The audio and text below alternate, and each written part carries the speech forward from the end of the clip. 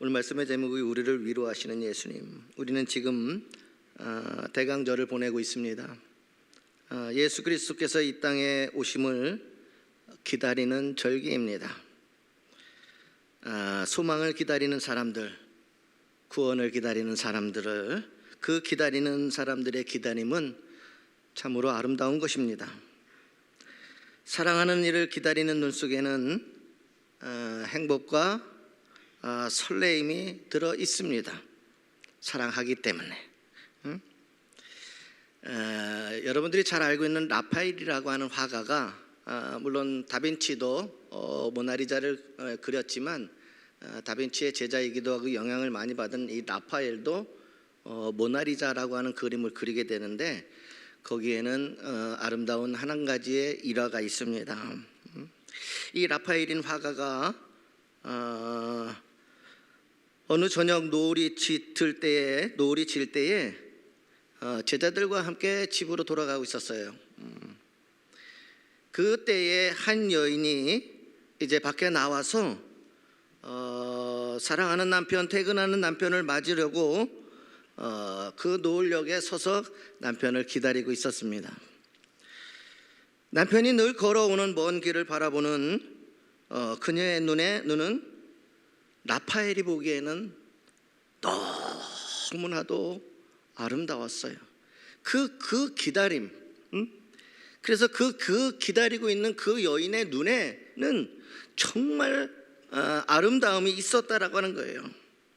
이제 그녀의 눈을 본 라파엘 이 화가는 미술가의 감각이 이제 발동하기 시작을 합니다.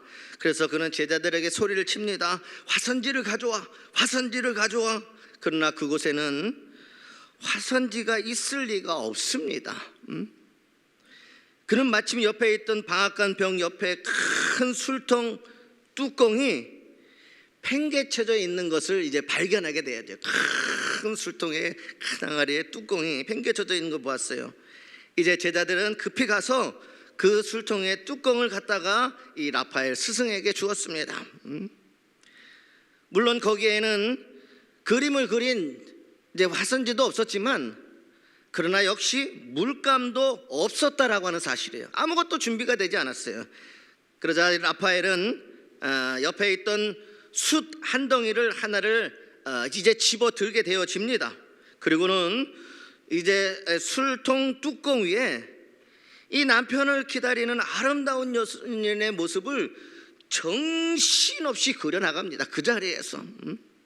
아마 그 라파엘의 눈에는 그것이 너무나도 감동이었고 그 여인의 눈빛은 정말 사랑이 있었고 그 여인이 남편을 기다리는 그 기다림이 너무너무 아름다웠던 거예요. 참을 수가 없었어요. 그래서 그 여인의 모습과 그 여인의 눈빛과 그 여인의 모습을 이제 그려나가기 시작했는데 이 그림이 바로 라파엘의 그 유명한 모나리자를 탄생시키게 했던 그림이었다는 사실입니다. 아무도 와 하지 않는군요. 이게 대단한 얘기를 알려주면 조금 와 하면서 해야 설교가 또 맛이 나고 그런 맛인데 그런 위대한 작품이 한 여인의 그 사랑하는 자를 기다리면서 있었던 그 기다리는 그 순간에 그 여인의 아름다운 눈빛, 그 여인이 품었던 아름다운 그 마음들, 그래서 그것이 결국 라파엘의 모나리자를 탄생시켰습니다. 여러분, 사랑하는 누군가를 기다리는 것은요 참으로 아름다운 모습인 것입니다.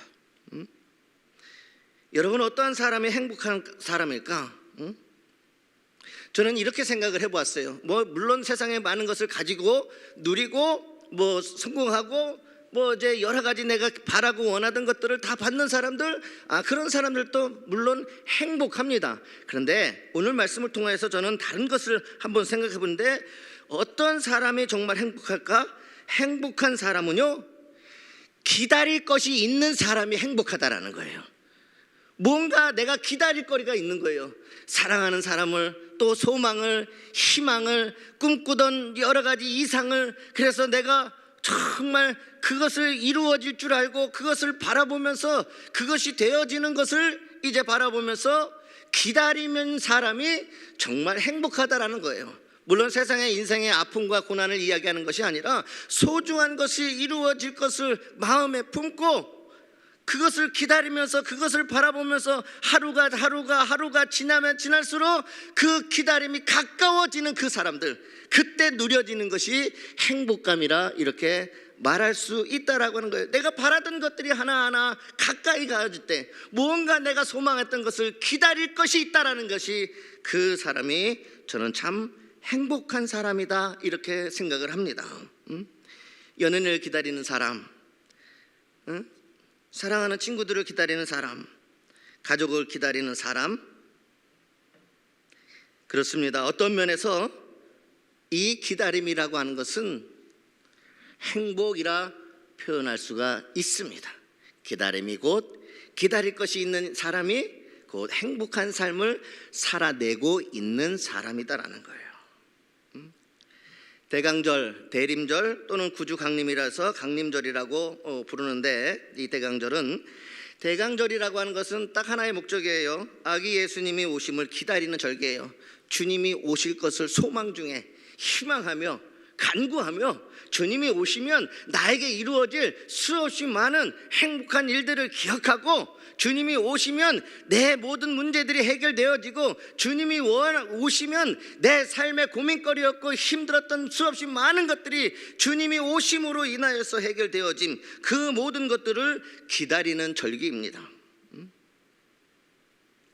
근데 여러분, 안타까운 게 우리는 성탄절을 기다립니다. 대림절을 지나면서 성탄절을 기다려요. 안타깝게도 세상이 먼저 성탄절을 기억하고 있다라고 하는 사실이에요. 오늘날 세상을 보면은요, 그리스도인들보다도 세상 사람들이 성탄절을 더 좋아해요. 예수 믿는 사람들보다 성탄절을 더 먼저 환영을 하고 기다리고 있다라고 하는 거예요. 먼저 성탄절을 준비해요. 여러분, 대림절이 아닌데도 그 사람들은 미리 준비해요. 11월 달 되면은요, 선물이고 뭐고 광고하고 말이야, 뭐 여러 가지 해서 막 준비를 합니다. 주님이 오실 대림절도 아닌데 벌써부터 그들은 준비하고 환영을 하고 있어요. 근데 여러분, 그들이 그렇게 즐거워하고 준비하는 것은 아기 예수의 오심이 아니라 자신들의 이익을 위하여서 그렇게 한다라고 하는 사실이에요. 그 결과 성탄절이 고요한 밤, 거룩한 밤이 아니라 연말을 즐기려고 하는 인생들로, 성탄을 즐기려고 하는 인생들로 고요하고 거룩하게 주님을 맞이해야 될 그것이 아니라 오히려 시끄러운 밤이 되고 있다라고 하는 사실입니다. 오늘 우리가 살아가는 이 세상의 성탄절은 그렇게 맞이하는 경우가 많아요. 아기 예수보다 아버지 엄마가 줄 선물이 기대되는 거예요. 응? 그러나 우리 믿음의 사람들은 아기 예수의 오심을 사모하는 행복한 기다림을 해야 하는 것입니다. 인생은 기다림의 연속이에요. 기다리지 않고 얻을 수 있는 것이 없습니다. 그냥 세상에서 뚝 떨어지는 것이 없다라는 이야기입니다. 그래서 끊임없이 우리 인생은 꿈꾸고 소망하고 희망하고 간절히 사모하고 그러면서 우리는 기다리는 거예요. 결국 인생은 끊임없이 기다리는 거예요. 아이가 태어나도 그 아이가 걷기를 기다리고, 그 아이가 커서 유치원에 가기를 기다리고, 또 대학에 가고, 또 수없이 많은 것들을 기다리면서 이루어가는 것이 인생인 것입니다. 살아간다라고 하는 것은 결국 기다림의 연속인 것입니다. 우리는 늘 무엇인가를 기다리면서 살아갑니다. 작게는 정류장에서 버스를 기다리기도 하고, 찻집에서 친구를 기다리기도 합니다. 지금 고3 학생들은 시험을 마치고 부모님과 함께 합격 통지서를 기다리고 있는 것입니다. 기다리는 거예요. 왜? 그 기다림이 좋은 것이기 때문에. 그러나 그리스도인들인 우리가 정말 기다려야 할 것은 그 모든 기다림을 가능케 하시고 그 모든 기다림이 되게 하시는 평화의 왕이신 우리 주 예수 그리스도이신 것입니다. 그러면 우리가 기다리는 예수님은 어떠한 분이신가? 제가 오늘 드리고 싶은 말씀은 그예요. 도대체 우리가 기다리시는 그 예수님이 누구이고 우리가 무엇을 도대체 기다려야 되느냐. 그냥 주님이 오시는 것, 우리가 막상 주님이 오시는 것을 기다린다고 얘기하지만, 예수님의 탄생을 기다리지만, 정말 어떤 목적과 어떤 의미, 예수님이 어떠한 분이시기에 우리가 예수님을 기다려야 되느냐 말입니다. 그리고 오늘 대림절, 대강절을 통하여서 저는 오늘 이 말씀을 나누고 싶어요. 우리가 기다리는 예수님은 어떠한 분이신가? 25절에 보면 위로자이시다 이렇게 표현할 수가 있어요. 위로하시는 자이다. 여기에서 위로하는 자는 단지 수고하고 힘든 자에게 찾아와서 얼마나 힘들었어 말하는 그 위로함이 아니에요. 예수님이 이 위로자라고 하는 것은요, 이 예수님의 위로함은 병든 자를 치료하시고 문제 있는 자들을 해결하시고 상한 자들을 꺾지 아니하시고 꺼져가는 등불을 불을 붙이시며 인생의 문제가 해결되지 않는 것들을 해결함을 위한 그러한 위로라는 이야기예요. 단지 그냥 잘 살아 이거 아니에요. 그런 거 아니에요.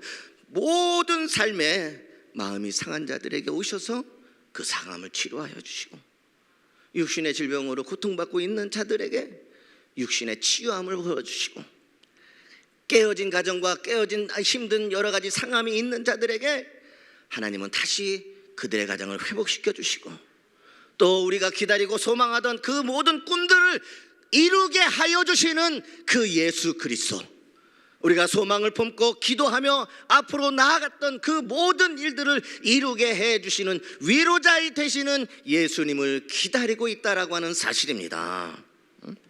오늘 말씀에 보면 예루살렘에 시므온이라고 하는 사람이 있으니 이 사람이 의롭고 경건하여 이스라엘의 위로를 기다리는 자라. 이스라엘의 위로를 기다리는 자라. 성령이 충만했던 사람.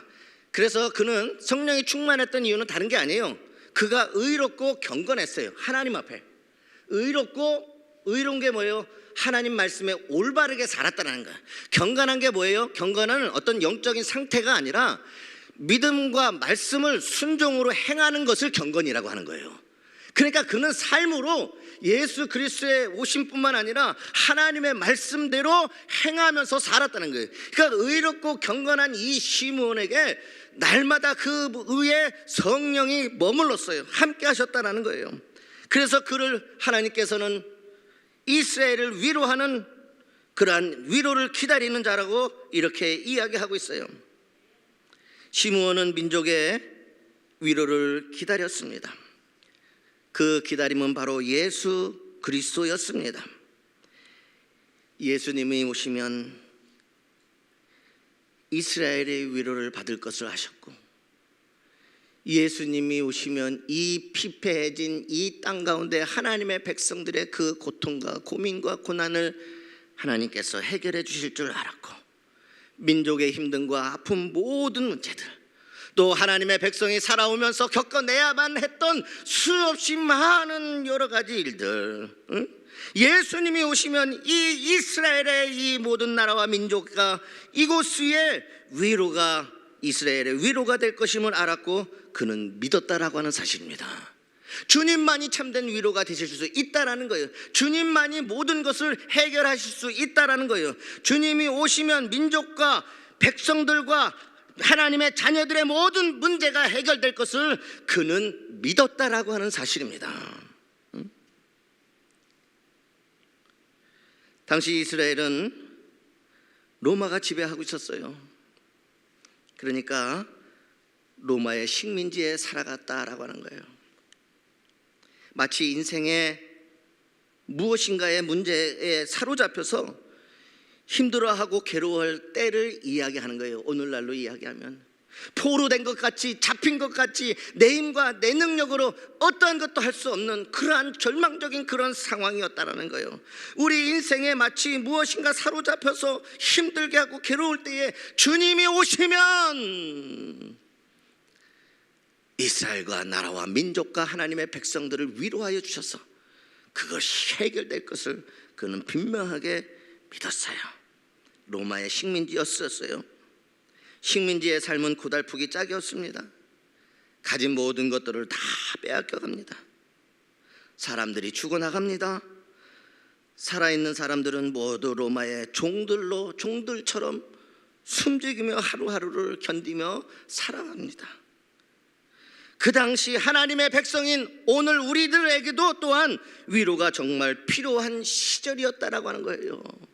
주님이 오셔서 위로해 주지 않으면 그들에게는 소망이 없었다라는 거예요. 소망이. 그들이 왜 주님을 기다리십니까? 위로자 되시는 주님이 오셔야만 내 인생의 문제, 우리 가정이 살아가야 될 길들, 내가 앞으로 가야 될 모든 길들에 소망이 생기고 구원이 생기고 믿음의 역사가 나타나기 때문이라는 거예요. 주님만이 그러는 거예요. 그래서 기다리는 거예요.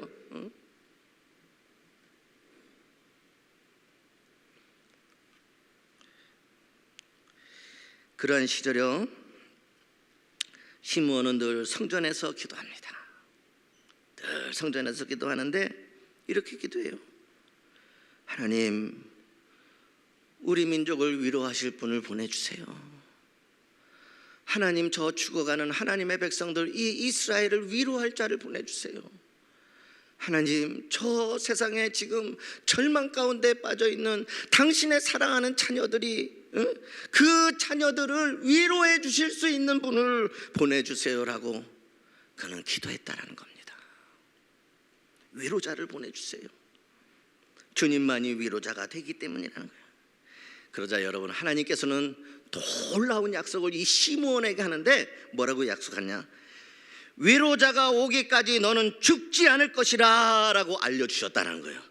위로자가 올 때까지 너는 죽지 아니하리라. 이 말을 안으로 깊이 들어가면 위로자가 반드시 올 것이다. 너는 그것을 볼 것이고 너의 기도는 응답되리라. 너는 그때까지 살 것이다. 결코 죽지 아니하실 것이다.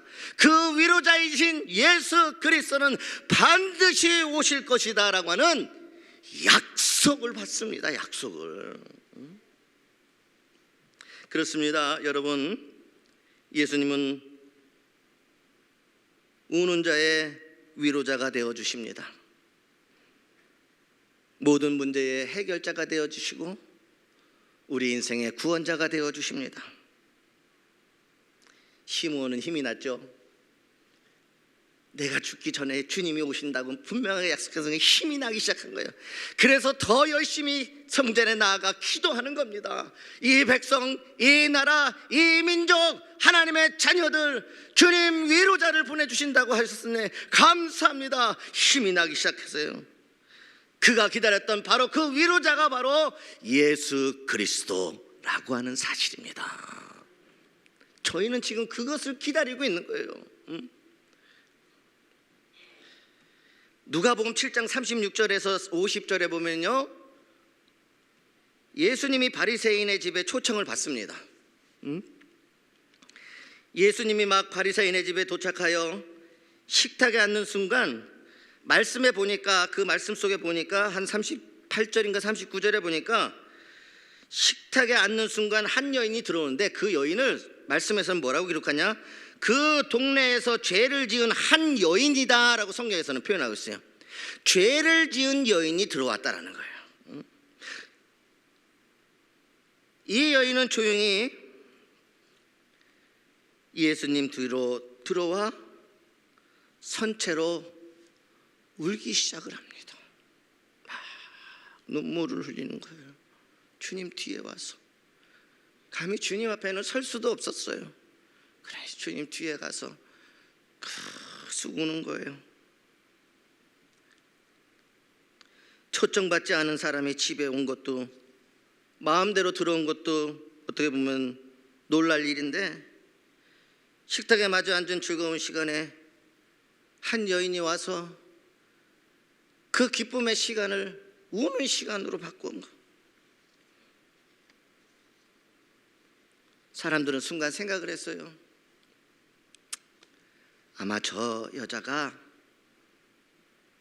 간절히 주님께 해야 될 말이 있나 보다. 간절하게 주님께 해야 될 말이 있나 보다. 그런데 그것이 아니었습니다. 여자는 아무 말도 하지 않아요. 그저 울기만 합니다. 주님 등 뒤에서 그냥 울기만 합니다. 조금 울다 말겠지 했는데 그것도 아닙니다. 하염없이 울고 또 울어요. 울기만 한 것이 아니라 이번에는 주님 앞에, 예수님 앞에 무릎을 꿇어요. 그러더니 또 우는 거예요. 주님 앞에서 무릎을 꿇고 우는 거예요. 그 여인이 위에서 흘렸던 그 눈물이 예수님의 발 위에 뚝뚝 떨어지기 시작을 합니다. 하염없이 흐르는 눈물이 예수님의 발 위에 뚝 떨어져요. 그때 이 여인은 자기의 긴 머리를 풀어서 그 머리카락으로 예수님의 발을 닦기 시작을 해요. 자기가 흘린 눈물, 그러면서 주님의 발을 닦기를 시작을 합니다. 그리고 자신이 가정하게 가장 소중히 여겼던 향유를 주님 발 아래 붓고, 그리고 주님 발에 입을 맞추었어요. 그 광경을 본 사람들 중에 누군가가 이렇게 이야기합니다. 저 여인은 죄인이다.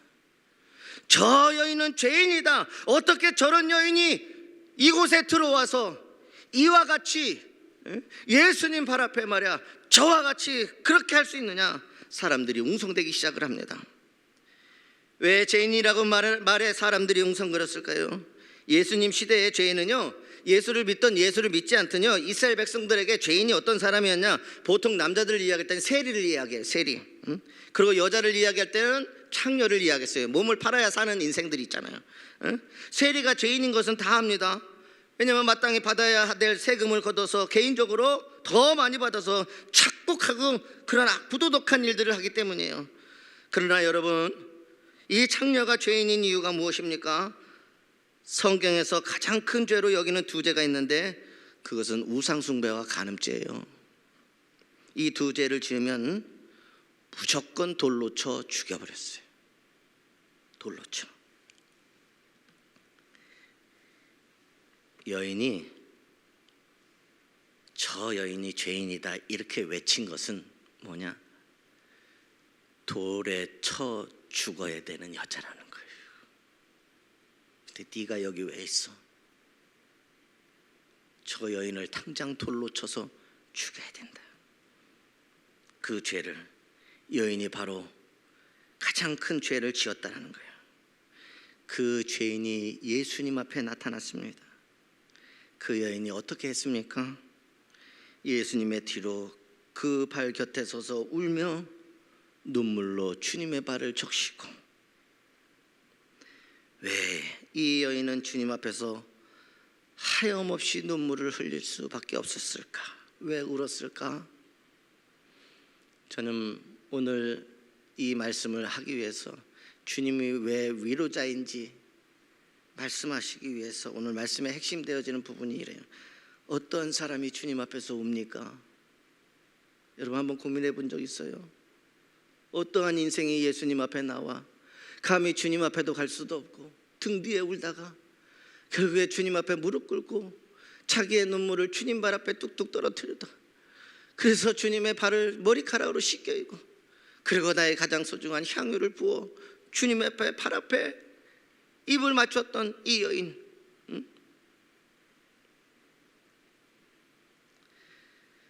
그 여인이 주님 앞에 하염없이 울었을까?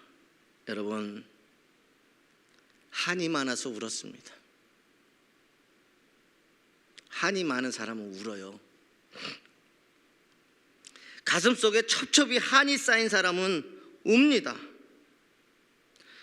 자신의 인생을 그렇게 살 수밖에 없었던 내몬, 그 인생살이가 너무 서러웠어요. 그렇게밖에 살 수 없었던 나의 자신이 너무 서러웠어요. 너무너무 힘들었어요. 너무너무 세상 속에서 사람들이 손가락질하고 세상에서 보잘것없고 천박하고 너무너무 살아가는 것이 힘들었어요. 가슴에 한이 맺혔어요. 그 누구도 친구가 되어주지 않았어요. 너무너무 외로웠어요. 그래서 울었어요. 세상 그 누구도 자신의 인생에 여인의 마음속에는 그것이 한이 됐어요. 내가 이렇게밖에 살 수 없었나? 내가 이렇게 살아가야 되나? 그게 한이 됐어요. 너무너무 외로웠어요. 너무너무 힘들고 지쳤어요. 우리 인생이에요, 여러분. 세상의 가슴속에 응어리지지 않은 인생이 어디 있겠습니까?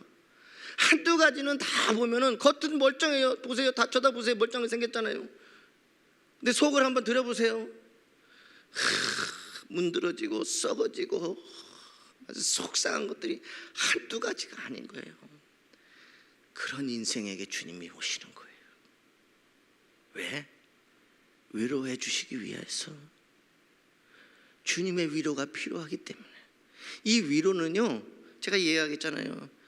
힘들지 아프지 그걸로 끝나는 게 아니에요. 완전히 송두리째 그의 인생을 바꿔놓는 위로함이에요.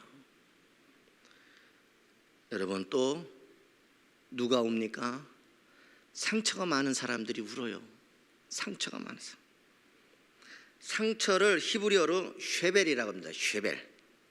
쉐벨이라고 부르는데, 이 쉐벨은 깨지다, 망가지다라고 하는 뜻의 샤발이라고 하는 그 단어에서 오게 되어집니다. 그러니까 이 상처를 받았다라는 것은 그의 삶의 인생 자체가 깨어지고 부서지고 산산이 망가져 버렸다라는 거예요. 샤발, 우리나라로 이야기하면 바로 사발이에요. 사발. 여러분, 사발, 그릇 사발 아시죠? 사발과 같다라는 거예요. 사발처럼 깨어지고 부서진 것이 상처입니다. 부서지고 깨어져서 삶이 망가진 그런 사람들은 울게 돼 있다라고 하는 사실이에요. 이 여인은 지금 자신의 인생을 돌아보면서 부서지고 깨어지고 상한 그 자기 자신, 그 인생을 보면서 지금 주님 앞에 나와 울고 있는 거예요. 또 죄가 많은 사람들은 웁니다. 자신이 지은 죄 때문에 속이 상해서 울어요. 지은 죄 때문에 마음 편안한 사람들은 참 대단하신 분들이에요. 근데 양심이 있는 자들은, 주님이 주신 양심이 살아있는 자들은 자신이 지은 죄 때문에 속이 상해서 웁니다. 그렇게 하면 안 되는 줄 알면서 자기도 모르게 죄를 짓는 자신이 미워서 웁니다. 내가 원하는 선은 행하지 않고 내가 원하지 않는 악을 행하는 내가 싫어서 웁니다. 사도 바울도 한때 그러한 죄 때문에 오라 나는 곤고한 사람이로라 탄식하면서 눈물을 흘렸어요. 사도 바울도. 이렇게 죄와 상처와 또한 가슴에 응어리전 여러 가지 그 마음을 가진 간직한 여인, 주님은 그 여인에게, 이렇게 울고 있는 여인에게 이렇게 이야기를 해주십니다. 내 죄 사함을 받았느니라. 주님은 이 여인을 지금 무엇보다도 그 누구보다도 위로하고 있는 거예요. 위로. 문제를 정확하게 주님은 아시는 거예요. 그 표현을, 너의 모든 죄가 사함을 받았어. 너 용서받았어. 너의 문제가 해결됐어. 너 더 이상 이렇게 살지 않아도 돼. 응? 몸이 아프면 상했던 그 몸이 치유되는 것이고, 가슴의 응어리와 한은 풀어지는 것이고, 주님은 그 모든 것들을, 그 여인을 위로해 주신 거예요. 주님 앞에 눈물을 흘리며 머리카락으로 주님 발을 씻기며 향유를 부으며 주님 앞에 눈물로 회개하는 이 여인, 그 여인에게 주님은 내 죄사함을 받았느니라 하시고 한마디를 더 하세요. 내 믿음이 너를 구원하였으니 평안히 가라. 평안히 가라. 이제 너가 더 이상 이러한 것들 때문에 괴로워하고 상하고 지치고 힘들고 외로워하지 말아라. 너의 모든 문제는 예수 그리스도가 해결하셨다. 그러니 너는 위로함을 받고, 그 위로함은 단지 위로에서 끝나는 것이나 그 이제는 너의 인생이 네가 구원을 받고 평안히 가는 인생으로 살아라. 주님께서는 그 여인을 위로하여 주시고 구원해 주셨습니다. 오늘 이 땅에 오시는 그 예수님은 바로 이 위로함으로 위로하기 위하여 우리를 오십니다. 때로 내 인생으로 내 힘으로 되어지지 않는 것들을 끌어안고 여전히 가슴 아파하며 기도하는 자들의 그 심령, 그들을 위로하기 위하여 가정 안에서 수없이 일어나는 많은 일들이 상처가 되고 또 살아왔던 모든 시간을 돌아보니까 그것이 내 인생의 깨어짐이 되고 너무 외로웠고 여전히 그런 것들 때문에 주님을 믿고 주님 앞에 나오지만 눈물밖에 흘릴 것이 없는 우리 인생을 우리에게 오시는 예수님께서 그 모든 것을 위로하여 주시고 해결해 주시기 위해서 오심입니다. 우리 대림절은 위로자로 오시는 그 예수님, 내 인생을 송두리째 바꿔서 내 속에 있었던 모든 것들을 다 해결해 주시고 주님의 은혜로, 주님의 사랑으로, 주님의 능력으로 내 인생이 평안히 가게 되어지는 인생으로 살아가게 하기 위함이라는 거예요. 여러분 자신과 가정과 자녀와 삶의 자리에서 무엇이 문제였습니까? 무엇을 위로받아야 할 것입니까? 오늘 우리 인생의 모든 문제를 해결하시기 위해 위로자로 오시는 그 주님을 사모하는 마음으로 기다리시기를 주님의 이름으로 소망합니다. 주님이 여러분에게 오시면 어떤 문제라 할지라도, 아니 내 힘으로 해결할 수 없는 그 어떤 것이라도 해결되어지는 놀라운 주님의 위로하심이 여러분들에게 넘쳐나시게 되어질 줄 믿습니다. 그것을 기대하고 그것을 소망하고 그것을 바라고, 그래서 우리는 오늘 또 여전히 우리에게 오실 예수 그리스도를 기다리고, 주님이 오시면 오늘 우리 예루살렘 찬양대에서 찬양하는 주여 나의 손을 놓지 마옵소서, 내 손을 붙잡으시고 나의 위로자가 되어주시며 나의 상한 마음을 고쳐주시고 나를 다시 일으켜 세워주실 줄 믿습니다. 오늘 우리 주님은 다시 오셔서 이와 같이 놀라운 믿음의 역사로 여러분의 손을 붙잡으실 것입니다. 그것을 기대하고 소망 중에 기다릴 수 있기를 주님의 이름으로 소망합니다.